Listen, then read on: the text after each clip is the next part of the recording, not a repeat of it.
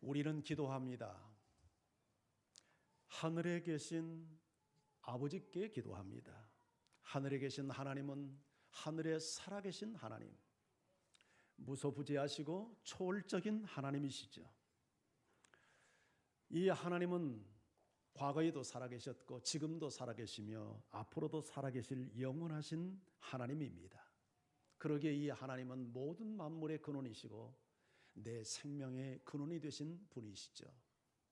우리 인생이 하나님으로부터 와서 하나님을 위해 살다가 하나님께 돌아가야 할 존재입니다.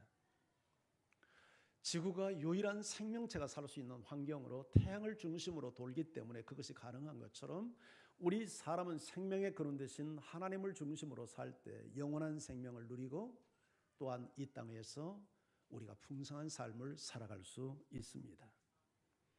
그런데 예수님은 이 하늘에 계신 하나님이 우리의 아버지가 되신다라고 소개합니다. 무소부지하신 하나님, 전능하신 그 하나님, 그 하나님께서 천지 만물을 창조하신 그 하나님이 나의 아버지가 되신다는 것입니다. 얼마나 놀라운 은총입니까? 여러분, 아버지라는 존재는 어떤 존재인가요? 이 아버지는 나에게 있어서 생명의 출발점이고 나를 사랑하며 그리고 나의 모든 안전과 필요를 채우는 그런 보호자가 되는 분입니다. 이와 같이 하늘아버지도 내게 있어서 생명의 근원이고 나를 사랑하며 나의 필요를 채우고 나의 안전을 보장하는 보호자가 되신 분이죠. 이 하나님 아버지에게는 특별한 두 가지 속성이 존재하고 있는데 그것은 진리의 아버지이시며 동시에 사랑의 아버지이십니다. 하늘 아버지는 진리의 아버지이기 때문에 우리를 모든 진리 가운데로 인도합니다. 생명의 길로 인도합니다. 우리가 욕망을 구하거나 해가 되는 것을 구할 때 무턱대고 주지 않습니다. 그럴 때는 안 돼라고 단호히 말씀하십니다. 왜냐하면 진리의 아버지이기 때문입니다. 그러나 하늘 아버지는 사랑의 아버지이시기 때문에 자녀를 위해서 모든 것을 내어주는 희생의 아버지시고 우리의 필요를 성실하게 채우시는 아버지가 되십니다. 유명한 소설가 이철환 씨, 그분이 쓴 소설 중에 연탄길이라고 하는 베스트셀러를 이루었던 책이 있죠. 서민들의 애환을 담은 이야기책입니다.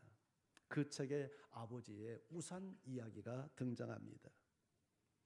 아마 그것은 저자 자신의 이야기로 여겨집니다만 아마 그 저자는 어린 시절 성북구 기름동 아마 높은 산동네에 살았던 것 같습니다. 그 동네에서 아버지는 고물을 주어서 파는 고물 장사를 했습니다.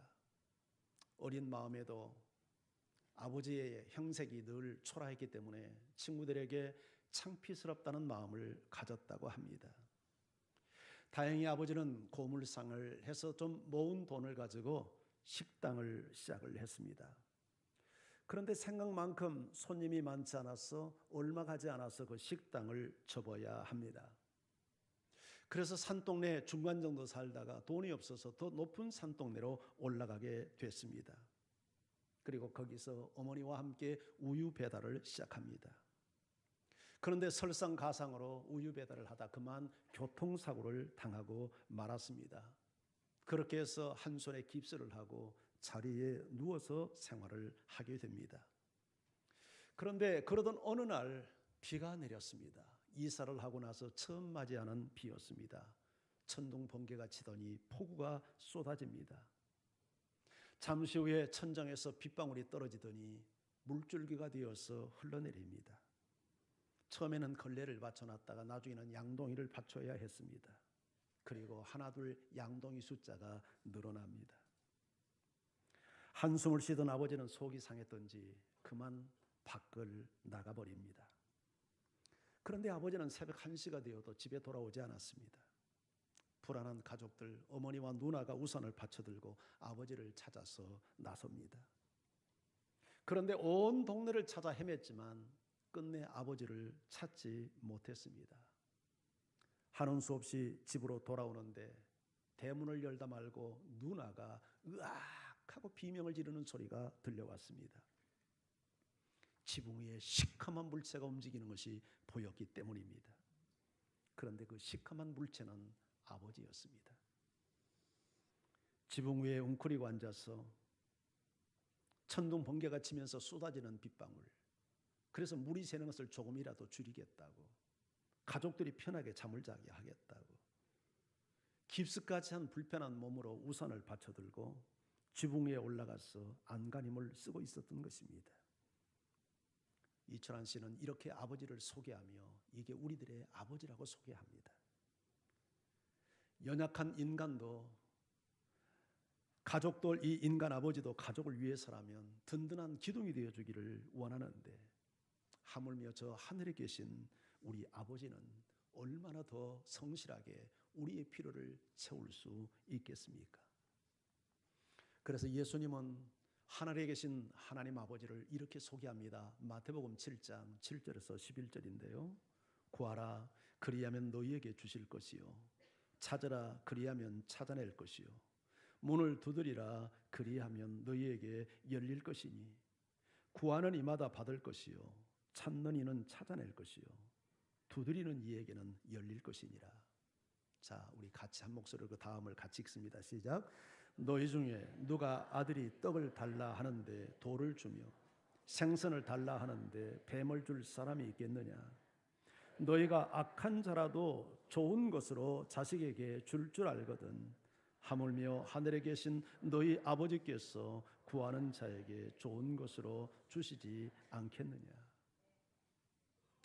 여러분, 구하고 찾고 두드리라고 말합니다. 구하는 이가 얻고 찾는 이에게 찾고 두드리는 이에게 열릴 것이라고 말합니다. 한마디로 하늘에 계신 우리 아버지께 기도하라는 말이죠. 그러면서 육신의 아버지와 하늘의 아버지를 비교합니다. 육신의 아버지도 자식이 떡을 달라 하면 돌을 주고 생선을 달라 하면 뱀을 줄 수가 있겠느냐? 아무리 악한 애비도 자식에게 좋은 것 달라고 하면 좋은 것 줄 줄 아는데, 저 하늘에 계신 너희 선하신 아버지가 구하는 자에게 좋은 것 주시지 않겠느냐? 아멘. 이 하나님을 신뢰하고 너희가 구하고 찾고 두드려라, 기도하라. 여러분, 하늘에 계신 이 좋으신 아버지에게 기도하는 여러분 되기를 바랍니다.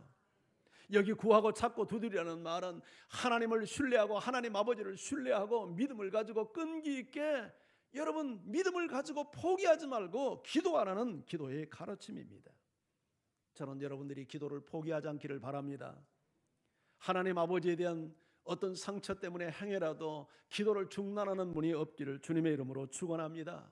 예수님은 우리의 기도를 들으시는 하나님 아버지에 대해서 이렇게 설명합니다. 한 아버지 이야기를 소개하면서 누가복음 15장에서 자, 어떤 아버지에게 두 아들이 있었는데 이 둘째 아들이 어느 날 아버지에게 와서 아버지, 나 유산으로 내려주실 거 미리 좀 주세요. 유산을 요구합니다. 유대 문화에서는 아버지가 살아계시는데 유산을 요구하는 것은 굉장히 불효막심한 일이라고 합니다. 이런 경우에는 아주 호통을 치고 야단을 쳐야 합당하겠지만, 이 아버지는 어떤 아버지인지 아들의 요구를 들어줍니다. 많은 재산을 정리해가지고 이 아들은 외국으로 나갑니다. 그 돈을 가지고 잘 사업을 하고 돈을 벌면 얼마나 좋았겠습니까만은, 이 아들은 아버지가 물려준 유산을 가지고 술집 여자들과 어울려 다니면서 다 탕진을 해버립니다. 돈이 떨어지자 그 땅, 그 나라에 큰 흉년이 찾아들어서 어떤 취직 자리 하나 구할 수도 없고, 그래서 저 시골에 겨우 돼지치는 사육사로 취직을 했는데 얼마나 월급이 적은지 하루 삼시세끼 밥 먹는 것도 버거울 정도로 그렇게 적은 돈을 받고 일을 하게 됐습니다. 상황이 이렇게 되니까 이 둘째 아들은 비로소 아버지를 생각하고 아버지의 집을 생각합니다. 우리 아버지 집에 품꾼들이 많고 그 품꾼들은 참 풍족하고 먹는 것도 많은데 나는 객지 나와서 이게 무슨 고생이라, 내가 염치 없지만 아버지 집에 다시 돌아가야 되겠다. 그리고는 무거운 발걸음을 옮겨서 아버지 집을 향합니다. 그런데 놀라운 일이 일어났습니다. 옛말에 이런 말이 있습니다. 집 나간 자식을 기다리는 어머니는 아랫목에 따뜻한 밥 한 그릇을 묻어놓고 잠을 자지만, 집 나간 자식을 기다리는 아버지는 머리맡에 몽둥이를 두고 기다린다 하는 말이 있어요. 그게 아버지입니다.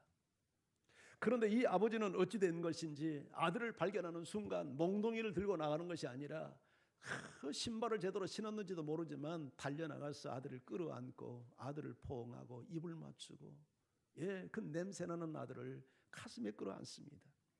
아들이 말합니다. 아버지, 나는 아버지의 자격이 될 수 있는 놈이 아닙니다. 종의 한 사람으로만 받아주십시오. 이러마 무슨 말이냐, 그런 말 하지 마라. 종을 시켜서 따뜻한 물을 데우고 목욕을 시키고 새 옷을 입히고 새 신발을 신기고 손에 가락지를 끼워줍니다. 아들의 신분을 회복시켜 준 거죠.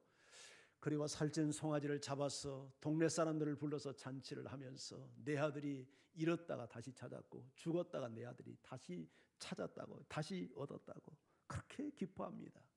여러분, 이 아버지가 어떤 아버지입니까? 세상에는 이런 아버지 찾기 없습니다. 거의 드뭅니다. 이런 세상의 아버지가 아니에요. 이 아버지는 바로 하늘에 계신 우리 아버지입니다. 할렐루야. 우리는 이 하늘에 계신 좋으신 아버지께 기도하는 겁니다. 원래 우리말 성경에 하늘에 계신 우리 아버지요 이렇게 번역이 되어 있지만 예수님께서 사용했던 그 아버지라는 원래 단어는 아람어로 아바였습니다. 아바. 이 아바는 아빠입니다. 하늘에 계신 우리 아빠. 이게 예수님께서 우리에게 가르친 말이었어요. 여러분, 이 아빠는 어떤 호칭입니까?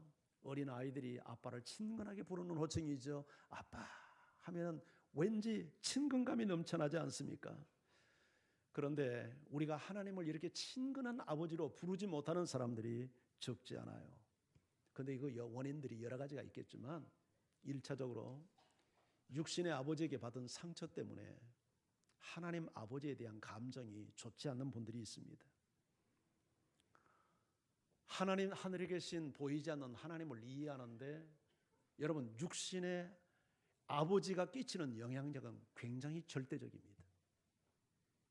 우리가 하나님을 아버지라고 소개할 때 그 아버지에 대한 이미지가 하나님 아버지의 이미지를 결정짓게 합니다. 아버지가 굉장히 엄하고 율법적인 아버지 밑에 태어난 사람은요, 하나님을 생각하면 늘 엄하고 두려운 하나님이라고 생각을 합니다.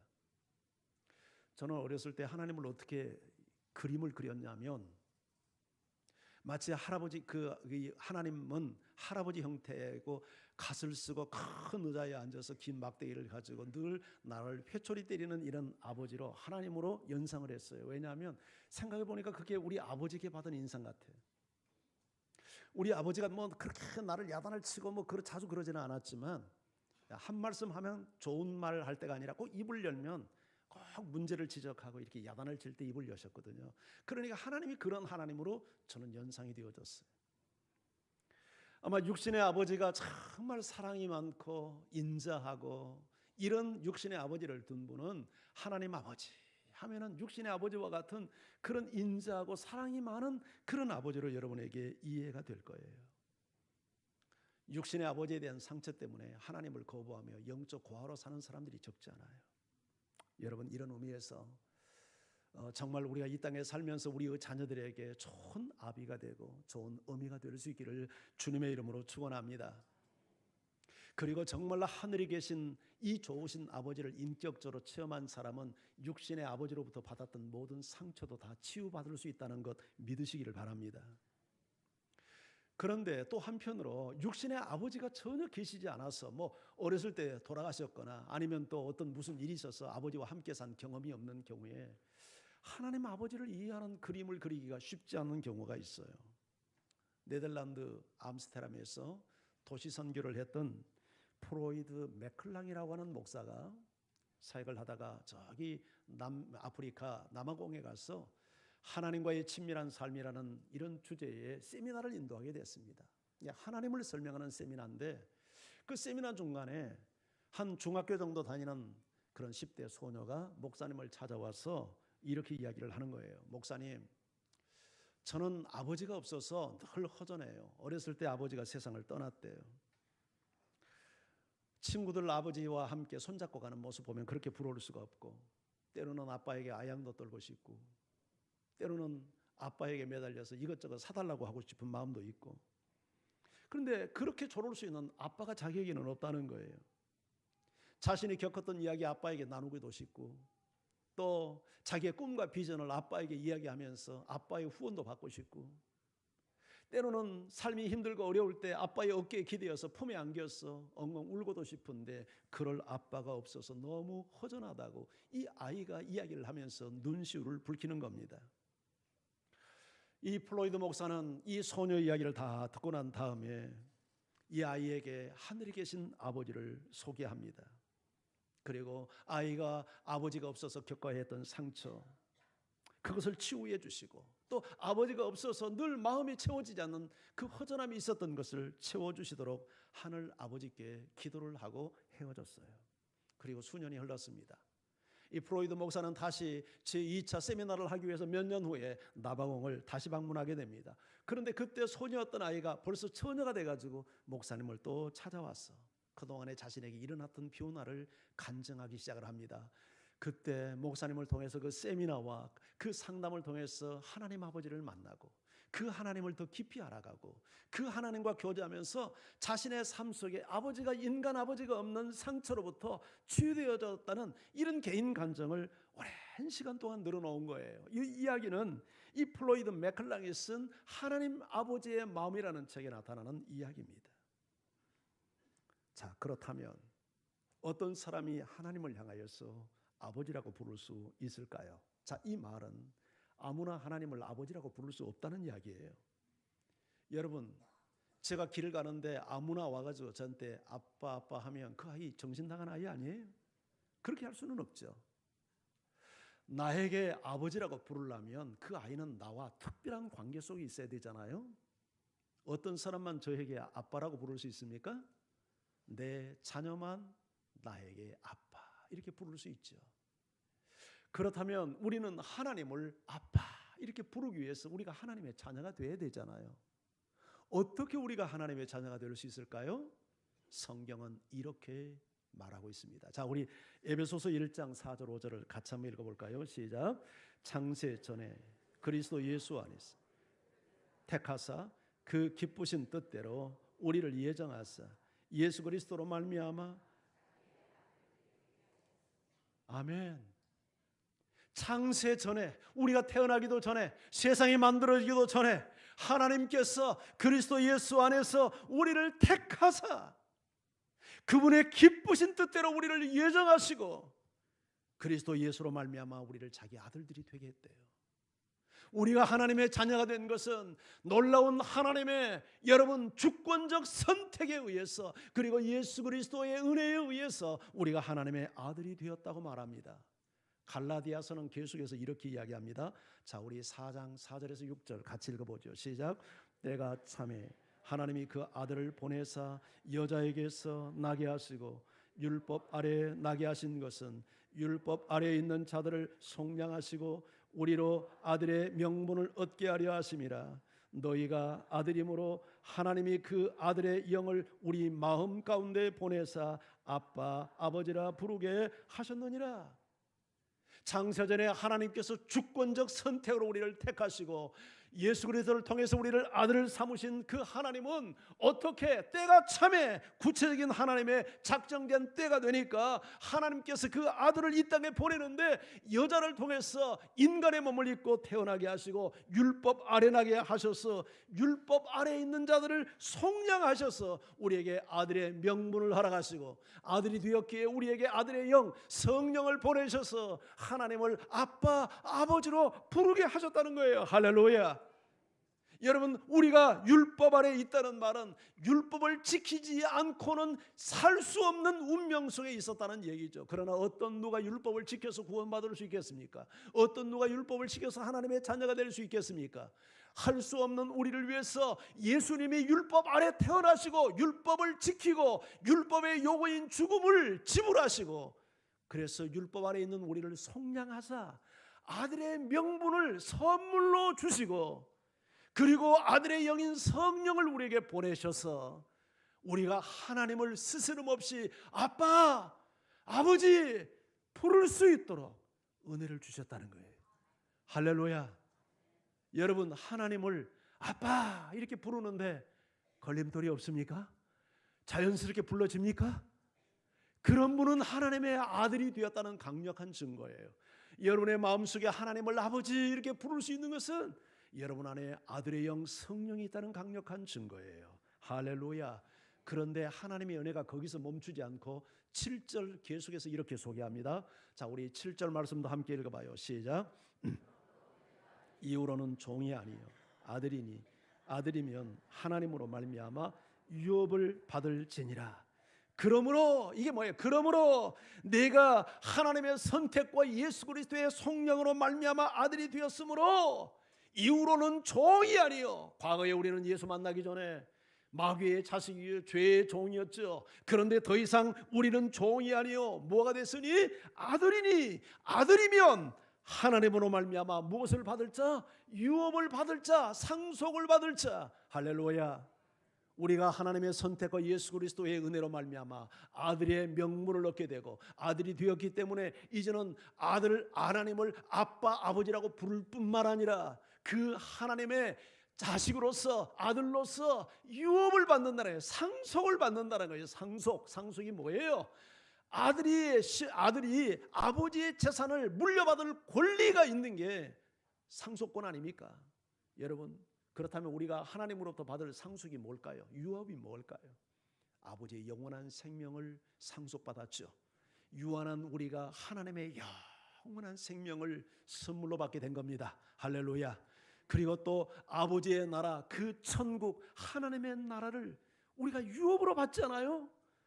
여러분 믿습니까? 우리가 이 땅을 떠나는 날 영원한 하나님 나라에 간다는 거 확신합니까?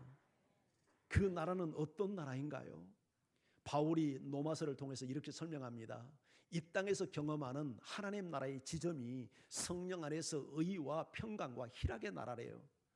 여러분, 이 땅에서 누리는 천국 지점도 성령 안에서 불의의 나라, 불법의 나라가 아니라, 부정부패가 만연한 나라가 아니라 의의 나라, 공정한 나라, 공의의 나라, 어떤 누구도 마음 편하게 살아갈 수 있는 나라.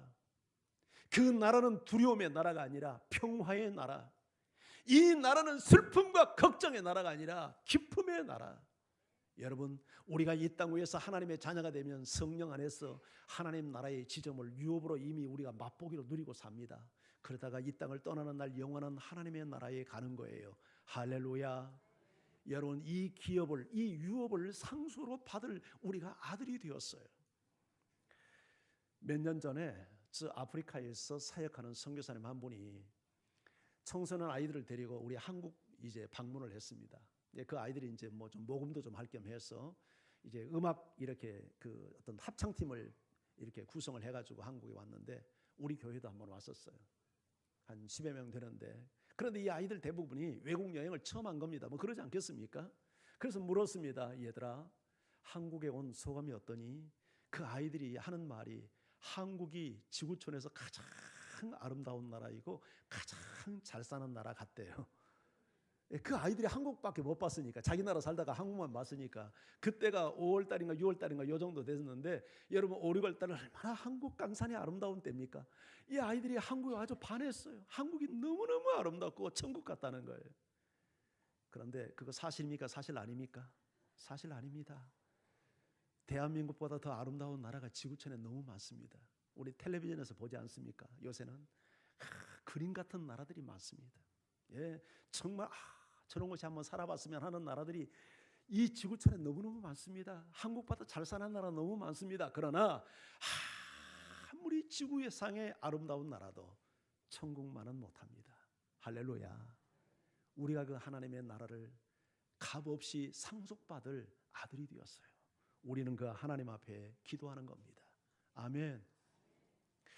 땅에 있는 육신의 아버지는 아무리 유능해도 자녀의 모든 필요를 다 채우지 못하고 더욱이 마음의 공허까지 채워주지 못합니다. 그런데 하늘에 계신 우리 아버지는 우리의 모든 육신적 필요는 말할 것도 없고 우리 마음의 공허와 영적인 문제까지 다 채워주지 않습니까? 그래서 예수님이 이렇게 말씀하잖아요. 얘들아, 저 공중이라는 새 좀 보아라. 쟤네들은 농사도 하지 않고 길쌈도 하지 않고 창고에 거둬들이지도 않는데 하나님이 다 먹이지 않냐? 이 믿음이 작은 자들아, 염려하지 마라. 무엇을 먹을까? 무엇을 입을까? 무엇을 마실까? 그건 다 이방인들이 구하는 것이란다. 하늘에 계신 너희 아버지께서 이 모든 것이 너희에게 있어야 될 것을 다 아신다. 너희는 먼저 그 나라와 그 의를 구하라. 그리하면 이 모든 것을 너희에게 다 채워주실 것이다. 할렐루야. 여러분, 그분이 하늘에 계신 우리 아버지이십니다. 우리는 이 아버지께 기도하는 겁니다. 그래서 여러분, 기도를 포기하는 분 다시 기도의 제단을 세우기를 바랍니다. 기도의 무릎을 다시 세울 수 있기를 바랍니다. 하늘에 계시는 우리 아빠 하나님은요, 무소부지하시고 초월적인 전능자 아닙니까? 그래서 모든 상황에서 우리를 지키시고 보호할 수 있는 능력이 있습니다. 이 하나님께서 우리에게 주신 약속, 가슴 설레게 하는 약속, 언제 읽어도 가슴을 뛰게 하는 약속, 우리 이사야 41장 10절 말씀, 우리 큰 목소리로 한번 다시 읽어봅니다. 시작. 두려워하지 말라. 내가 너와 함께함이라. 놀라지 말라. 나는 네 하나님이 됨이라. 내가 너를 굳세게 하리라. 참으로 너를 도와주리라. 참으로 나의 의로운 오른손으로 너를 붙들리라. 이 약속은 그 당시 유대 백성을 향하여 주신 메시지가 분명합니다. 그러나 모든 성경의 약속은 그 시대에 그들을 위해서만 주신 메시지가 아니라 이 시대 여기서 살아가는 나를 위해서도 주신 동일한 약속입니다. 아멘. 이 약속 주장하시기를 바랍니다. 하늘에 계신 우리 아버지가 두려워하지 말래요. 왜냐하면 내가 네 하나님이 되고 너의 아버지가 된다. 내가 너와 함께한다. 두려워하지 말아라. 놀라지 말아라. 네 하나님이 될 거야. 내가 너를 굳세게 하고 내가 너를 도와주고 나의 의로운 오른손으로, 능력의 손으로 너를 붙잡아 줄 것이라고 약속을 합니다. 왜요? 그분이 우리의 아버지가 되시기 때문에. 그런가 하면 시편 48편 14절에서는 이렇게 약속합니다. 하나님은 영원한 우리의 아버지시니 그가 우리를 죽을 때까지 인도하시리라. 아멘. 얼마나 우리에게 힘이 되는 약속입니까? 하나님은 이랬다 저랬다는 하나님이 아닙니다. 변덕스러운 하나님이 아닙니다. 한번 하나님이 되면 영원히 하나님이 되어주시고, 그래서 우리를 죽을 때까지 이 세상을 떠날 때까지 영원토록 하나님의 나라에 도착할 그 시간까지, 하나님의 품에 안길 때까지 우리를 인도하시겠다고 약속을 하십니다. 몇 년 전에 미국 플로리다 올랜도 스타디움 야구 경기장에서 있었던 이 얘기입니다. 한 선수가 타석에 서서 배트를 쳤는데, 스윙을 했는데 헛스윙을 하면서 배트가 그냥 날아가 버렸는데 관중석으로 날아갔어요. 여러분, 배트가 관중석으로 날아가니까 순간적으로 그 관중석에 있던 사람들이 전부 다 몸을 피했어요. 그런데 딱 한 사람 날아오는 배트에 일어서서 손으로 그 배트를 막아냈습니다. 왜냐하면 바로 그 곁에 사랑하는 아들이 있었기 때문이에요. 만약에 저 배트를 아버지가 손으로 막지 않았다면 저 배트는 정면으로 아들의 얼굴을 때릴 뻔했어요. 저 순간을 어느 기자가 카메라를 포착을 해가지고 그렇게 기사화했습니다. 이날 최고의 플레이는 타석이 아니라 관중석에서 일어났다고. 이것은 인간의 본능이 아닌 아버지의 본능이었다고. 할렐루야. 여러분, 이 땅에 있는 아버지도 배트가 날아오는데 그것을 두려워하지 않고 손으로 막아냅니다. 하늘에 계신 우리 아버지, 우리를 얼마나 사랑했는지 당신의 하나밖에 없는 외아들을 우리를 대신해서 희생시키고, 마귀의 종이요 죄의 종이었던 우리를 당신의 아들로 입양시키시고, 그리고 우리의 모든 필요를 채워주시고 우리를 보호하십니다. 그래서 바울은 로마서 8장 32절에서 이렇게 약속합니다. 자기 아들을 아끼지 아니하시고 우리 모든 사람을 위하여 내어주신 이가 어찌 그 아들과 함께 모든 것을 우리에게 주시지 아니하시겠느냐? 믿습니까 여러분? 아들까지 나를 위해서 내어주실 분이라면 무엇을 아끼겠습니까? 무엇에 인색할 수 있겠습니까? 이 믿음을 가지고 하나님 앞에 나가서 당당히 구하고 기도하는 여러분들을 주님의 이름으로 축원합니다. 이 하나님은 내가 연약할 때 내 손 잡아주시고, 광야 같은 험한 세상을 살아갈 때 낮에 해가 상치 못하고 밤의 달이 나를 해치지 못하도록 여러분 불기둥과 구름기둥이 되어주시고, 때로는 사망의 음침한 골짜기를 지날지라도 해를 받지 않도록 주의 지팡이와 막다기로 나를 안위해 주십니다. 그러나 한편 내가 그릇된 길을 갈 때 하나님은 우두커니 바라만 보고 계시지 않고 반드시 그 손에 회초리를 들고 나타나셔서 우리 종아리를 때릴 겁니다. 왜냐하면 그 하나님은 정말 우리가 진리의 길, 생명의 길을 가기를 원하시는 사랑의 아버지이기 때문에 그리합니다. 우리는 이 하나님께 기도하고 기도해야 합니다. 할렐루야. 그런데 여기서 중요한 게 하나 있습니다. 기도는 단순히 우리의 필요를 얻는 그런 수단만은 결코 아닙니다. 그것은 어떻게 보면 기도의 중요한 목표이기도 하지만 그보다 더 중요한 기도의 목적이 있습니다. 그것은 아버지 하나님과 교제하는 것입니다. 여러분, 사람은요, 누구나 함께 시간을 보내며 교제하는 사람을 닮습니다. 그래서 우리 육신의 자녀도 육신의 아버지를 닮지 않습니까? 사랑해도 닮고 미워하면서도 닮습니다. 왜냐하면 같은 공간에서 늘 함께 살아가니까 닮습니다. 때로는 아버지에게 상처를 받고 아버지를 욕하면서도 아버지의 모습을 닮습니다. 아버지의 습관을 닮고 아버지의 걸음걸이를 닮고 아버지의 목소리를 닮고 아버지의 죄성도 닮습니다. 그런데 우리가 저 하늘 아버지와 늘 교제하는 생활을 살면 하늘 아버지를 닮습니다.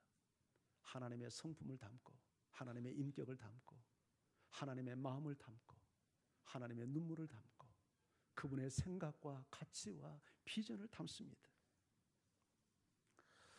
여러분, 이렇게 하나님을 닮으면 우리의 삶이 풍성해집니다. 하나님과 교제하며 하나님을 알아가면 알아갈수록 우리의 삶이 풍성한 삶을 살아갑니다. 그리고요, 또 하나 정말 중요한 열매가 나타나는데 육신의 내 자녀들에게 정말 기가 막힌 아비가 될 수 있고 어미가 될 수 있습니다.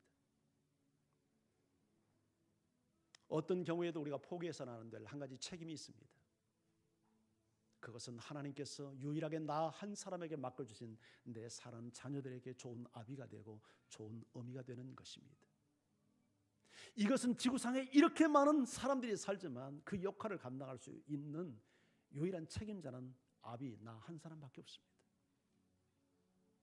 여러분, 생각해 보면 내가 목사이지만 참 우리 자녀들에게 아쉬운 부분이 있다 하는 것들이 느껴집니다. 그래서 때로는 마음이 아픕니다. 내가 좀 더 좋은 아빠가 되었으면 좋았을까. 그런데 감사한 것은 내가 육신의 아버지보다는 저 하늘에 계신 아버지를 만난 것 때문에 그나마 이 정도라도 내가 좋은 아버지가 될 수 있었다는 그런 위로를 얻습니다. 만약에 내가 하늘에 계신 내 아버지를 만나지 못했다면 저는 지금과 같은 이런 아비가 결코 되지 못했다는 확신이 분명합니다. 그러나 하늘에 계신 내 아버지를 만난 것 때문에 나는 내 자녀들에게 진리의 아버지가 되기를 힘썼고 내가 하늘에 계신 그 좋으신 사랑의 아버지를 만났기 때문에 내 자녀들에게 사랑의 아버지가 되려고 노력했습니다. 여러분, 나만이 유일하게 감당할 수 있는 내 사랑하는 자녀들에 대한 아버지의 책임, 어머니의 책임, 이걸 어떻게 기피할 수 있겠습니까? 그리고 좋은 아빠, 좋은 엄마가 되어야 될 이유가 무엇입니까? 이 아이들이 아비의 상을 통해서 어미의 상을 통해서 저 보이지 않는 하나님에 대한 그림을 그립니다. 그래서 나에게서 상처받은 아버지의 상을 갖고 있다면 이 아이들이 바르게 신앙생활하는 데 장애가 되는 거예요. 그래서 정말 나만이 감당할 수 있는 소중한 이 아빠의 역할, 이 어머니의 역할을 잘 감당하기 위해서 하늘에 계신 아버지와 교제하며 그분의 성품을 담고 그분의 인격을 담고 그분의 삶을 닮아가는 여러분 되기를 바랍니다. 그래서 여러분의 자녀에게 다시 한번 반복할 수 없는 이 아버지의 사명을 잘 감당하고 어머니의 사명을 감당하는 신실한 이 땅의 육신의 아버지가 되고 어머니가 되기를 축원합니다. 그러기 위해서 기도로 늘 아버지와 교제하고 그분을 닮아가는 여러분 모두가 되기를 주의 이름으로 축원합니다. 우리 다 같이 자리에서 일어나셔서 우리 찬양합니다.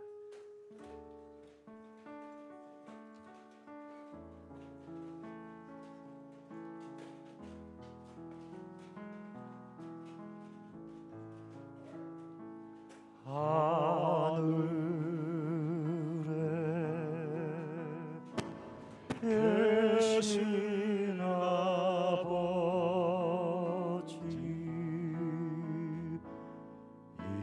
이름 거룩하사 주님 나라 임하 하시고 뜻이 이루어지리라.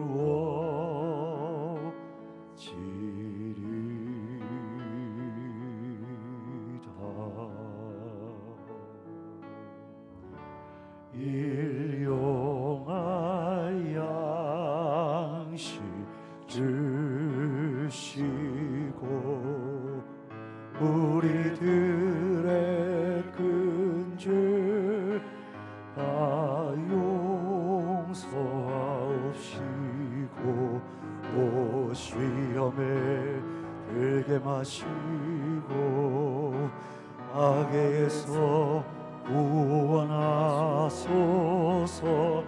내게 주의 나라 주의 권세 주의 영광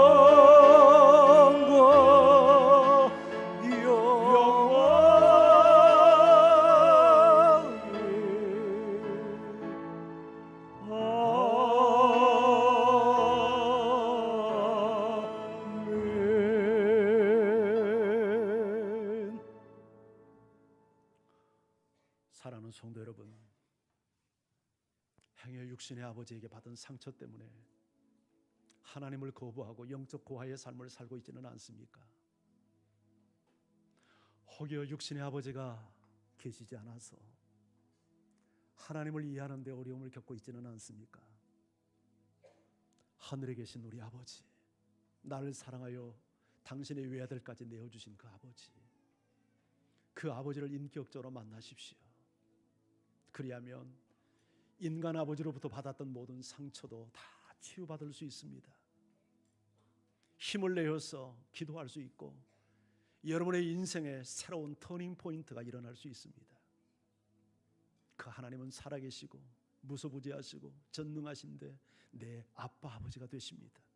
스스럼 없이 그 아빠 하나님께 나가서 구하고 찾고 두드리는 여러분도 이를 바랍니다. 언제부터인가 기도를 잃어버리고 있지는 않습니까? 기도의 재단을 다시 회복하십시오. 기도를 회복하십시오. 구하는 것만이 기도가 아닙니다. 하나님과 깊게 교제하십시오. 모든 상황, 모든 순간에서 하나님과 대화하십시오. 그럴 때 여러분 속에 하나님 아버지의 거룩한 형상이 회복되어지고, 그리고 당신만이 감당할 수 있는 유일한 책임, 아비의 책임, 어미의 책임을 감당하는 신실한 육신의 아비가 되고 어미가 될 것입니다. 주여, 내가 이런 하나님을 만나도록 이 시간도 하나님 앞에 나갑니다.